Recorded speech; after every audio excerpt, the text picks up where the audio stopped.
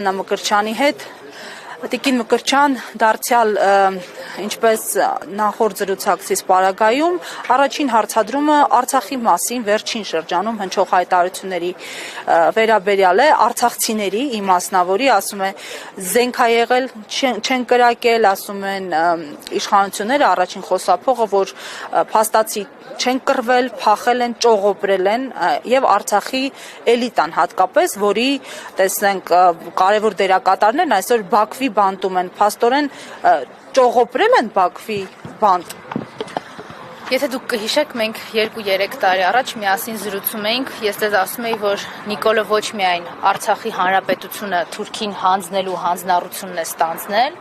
այլ նաեւ էթնիկ զտման եւ ցեղասպանություն իրականացնելու հնարավորությունն է տալու Թուրքին ու Ադրբեջանցուն։ Ինչ ինքը արեց 2023 թվականին, երբ որ Արցախը հայաթափվում էր։ Ինքը կհիշեք, որ ուղիղ եթերով հայտարարեց, որ խաղաղ բնակչությանը ոչինչ չի սպառնում, այդ նույն թեզը օգտագործում էին նաեւ միջազգային հանրության շրջանում ադրբեջանցիները կեղծ տեղեկություններ տարածելու համար։ Այսինքն հենվում էին Նիկոլի ասածների վրա, այնտեղ իրականացնելով ցեղասպանություն Պարտակումն էլ իրականացնում էր այստեղ Նիկոլ Փաշինյանը։ Այսպիսին է եղել իր անսահման ատելությունը հայ ժողովրդի նկատմամբ, արցախահայերի նկատմամբ առավել եւս, որովհետեւ հայ ժողովրդի հաղթանակի եւ այդ հաղթանակած կամքի ձևավորումը հենց Արցախն է եղել Արցախի հանրապետության ստեղծմամբ։ Ինքը տանել չի կարողանում հայ ժողովրդին, ատում է Նիկոլը հայերին, որովհետեւ թուրք-ադրբեջանական տանդեմի կոկորդին կանգնած է հայկական պետականությունը, հայ ժողովրդի ինքնությունը, հայ ժողովրդի անկախությունը ստեղծելու եւ պահելու երկու հայկական պետություն։ Եկել է այդ ամեն ինչը քանդելու, այդ ամեն ինչը վերացնելու համար։ Բունկերներից միշտ ինքն է հայ ժողովրդի նկատմամբ ինչ-որ փաստաթղթեր ստորագրել հայ ժողովրդի իրավունքների նկատմամբ ոտնահարումներ իրականացնելու համար։ Փախել է միշտ ինքը զանգվածային անկարգություններ կազմակերպելուց եւ հետո ահաբեկչական գործողություններ իրականացնելուց հետո։ Այն ինչ ինքը խոսում է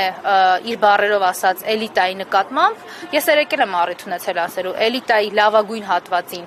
իր դավադիր պատերազմով տերերի հետ միասին իր թուրք-ադրբեջանական հանձնել է Արցախյան ու Հայաստանյան հողին, մի հատվածին ուղարկել Ադրբեջան, Բաքու, տանջամահ լինելու եւ խոշտանգվելու։ Այն մարդիկ, ովքեր այսօր Հայաստանում են, էլի Նիկոլ Փաշինյանին ի հեճուկ են, որովհետեւ ինքը չի ցանկանում, որպեսզի Հայաստանի Հանրապետությունը լինի հայերի պետություն, հայկական ինքնության նպատակների, սկզբունքների, առավել եւս սահմանադրության նախաբանի մեջ ամրագրված հայրենիքի սրբազան պատգամի գիտակցմամբ։ Պետականության հետ կոնֆլիկտի մեջ է հենց այդ ձեր ասած պատգամը։ Նիկոլն է կոնֆլիկտի մեջ հայ ժողովրդի հետ։ Նիկոլը կոնֆլիկտի մեջ է Հայաստանի Հանրապետության հետ։ Ինքը պետք է ամեն ինչ անի, որ մեր ինքնությունը վերջնահատակ քայքայի եւ քանդի։ Ինքը ամեն ինչի պատրաստ է։ Վերջին շրջանում արդեն ակնհայտ եւ բացահայտ ատելությամբ մի կողմից էլ ասելու, որ հանգիստ վերընկեք տեղներից, որովհետեւ այն վախը, որ ինքը սփռում է իր հեղինակազրկված իրավապահներով, դրսից էլ թուրքերին մեր վրա բերելու սպառնալիքով,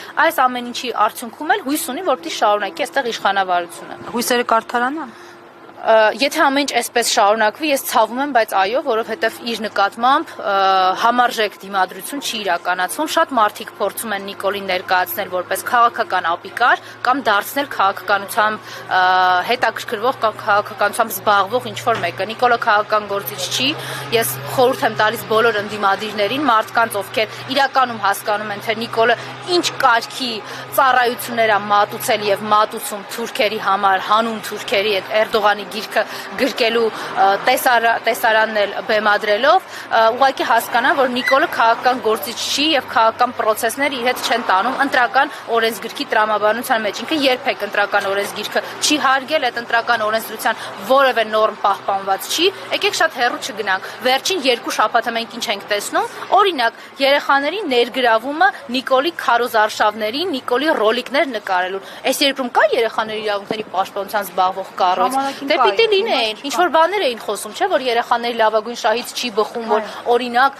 ընդդիմադիրների ցույցերի ժամանակ մի երեխա էին տեսնում անչափահաս, որը ընդհանրապես Հայաստանի Հանրապետության դրոշը գրկին ման էր գալիս, ասում են ո՞նց կարելի է այս երեխային օգտագործել։ Հիմա Նիկոլը կարա գնա այդ երեխային քարոզչության եւ հակահայկական քարոզչության մեջ ներգրավի, չգիտես ինչի չկա որևէ իրավական գնահատական։ Մարդը կարա մեկին աշխատանքի ընդունելու, մեկից աշխատանքին ազատելու, երրորդի համար աշխատանք գտնելու ինչ որ հնարավորություններ ստեղծի, ման գա կամ հանձնարարականներ տա, թե ինչ կլինի ընտրություններից հետո լավ կլինի, թե չէ։ Չգիտես ինչի, սրանք քարոզչական խոստումներ չեն դիտարկվում որպես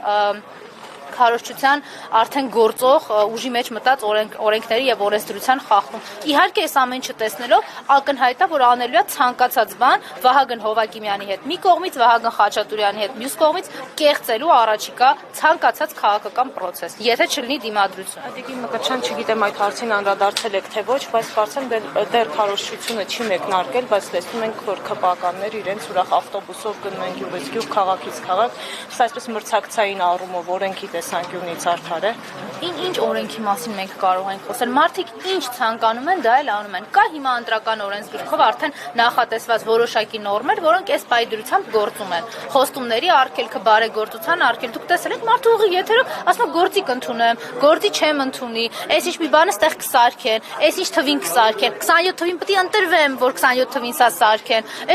Սրանք ոչ մեկ ոչ մի չի նկատում, որևէ կերպ սրանք քրեա իրավական գնահատականի չեն արժանանում, ժամանակի ինչ որ մոնիտորինգների իրենց հասարակական կազմակերպություններ հռչակացները, որոնք բացառապես իբր անկաշկանդ եւ անկաշառ մոնիտորինգով էին զբաղված, չեն խոսում այս ամեն ինչի մասին։ Այսպիսի մթնոլորտում են ընթանալու է։ Այսինքն մարդը եթե կարողացել է 5000 մարդ սպանի, դրանից հետո պատասխանատվության մասին ինքը չի մտածում, կարացել է 42000 քառակուսի կիլոմետր հայրենիքից թողի, ինչ թիվ են ասում, ես մոտ վախենում եմ այդ թիվը ասեմ, որովհետեւ այդ 29700 չգիտես ինչքան է կանգնելու վերջում։ Այդ իրանց համար տենց ժամանակի ընթացքում է, էլի, որ վերջում այդ երկաթի, դա հələ այսօրվա դրությամբ։ Այդ երկաթի կտորն էլ որ կպցրել են իրանց վրա ու փորձում են մեզ որպես դա բան բացառիկ երջանկություն մատուցել, որ այ գիտեք ինչ, այսքանը ձեզնից թողել ենք հələ։